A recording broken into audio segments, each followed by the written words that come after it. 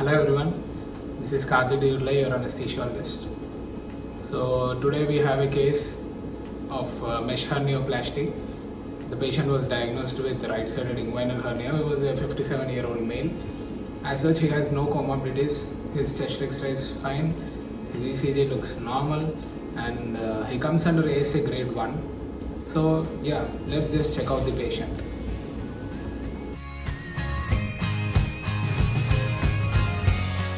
Here is our patient. Look at the general examination. Level of consciousness needs to be assessed. Look at the face for beard and any craniofacial deformity. Assess the neck range of motion of head and neck. Look for the thyromental distance, sternomental distance, neck length and circumference, compliance of the mandibular space. Mouth opening. Assess the interincisor distance. If it is more than 3 centimeters, it is good. Look for the Mallampati grade. Here we can see the Mallampati grade is 3 because we can see the base of the uvula and soft palate. Assess the shape of the palate, jaw protrusion, and now assess the teeth, whether the person is edentulous, any prominence of the upper incisors, presence of any dentures, caps, crowns, and loose teeth. Now coming to spine examination, the spine looks central, there is no kyphosis or scoliosis. On palpation, the spinous processes are palpable, the landmarks are clear, the spaces are not so narrow. Coming to IV cannulation, identify right vein, broad vein, easy to insert an IV cannula. Here we are using a 18 gauge IV cannula, the green cannula. We can see the blood withdraws. The flashback chamber was filled with blood. Yes, it's right in place. We got the patient shifted to the operating room. The OT is prepared for both regional as well as general anesthesia with all the emergency drugs and difficult airway cart. Patient was comforted and was counseled about the procedure. All the monitors were connected and baseline vitals were noted. With all the aseptic precautions, hands and forearms scrubbed, well sterile gloves are applied. We have placed the patient in sitting position. A large area of the lumbosacral spine from lower border of the scapula to iliac crest should be painted using antiseptic solution. And sufficient time, at least 3 minutes of the contact time should be provided for the antiseptic solution to act. And here we are following a box in box technique. We have painted the dorsal surface with betadine, followed by painting with spirit, the alcohol. Then we are going to paint with a dry gauze. You can see how we are draping or painting the patient.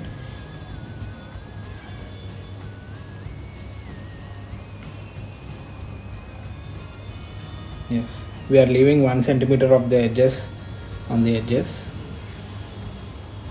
Okay, now we are cleaning with a dry mop so that during insertion of a needle we want to prevent the betadine or the spirit whatever going into the space. Our plan of anesthesia for this case is subarachnoid block, that is spinal anesthesia. We are draping the lumbosacral region with a whole towel.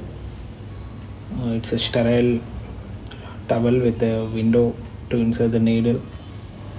Now identify the Toffier's line, which is an imaginary horizontal line drawn from one iliac crest to other iliac crest and is usually passes through the L4 spinous process or L4-L5 interspace. Identify the perfect space. Insert the needle. We are inserting a 23 gauge needle into L4-L5 interspace. Here we can see the lumbar puncture was successful. Use the bromage grip to hold the needle. Stabilize the needle. After successful aspiration of the CSF, deliver the drug slowly into the subarachnoid space. Hold the needle steady. Stabilize it with the bromage grip.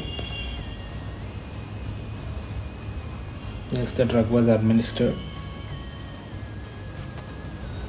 The drug we administered was heavy bupivacaine with Dexmed as an adjuvant. Adequate level was achieved. T6 level was achieved. The surgery has begun. Everything was going well. The vitals were stable. The patient was comfortable. Since he was an old patient and there was a doubt on FRC, we just added 2 liters of oxygen with a Hudson mask to the patient, and the surgery was completed successfully. There are no complaints from the patient. Now let's go to the post-operative room to see if the patient is good, and also you need to assess the post-operative spinal level.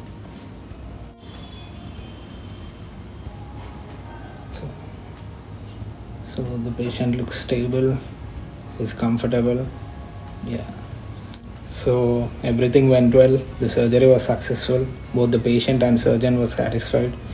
So if you want me to make more vlogs and more case studies like this, do subscribe to the page, do subscribe to the YouTube channel, follow the page and like the video. Thank you.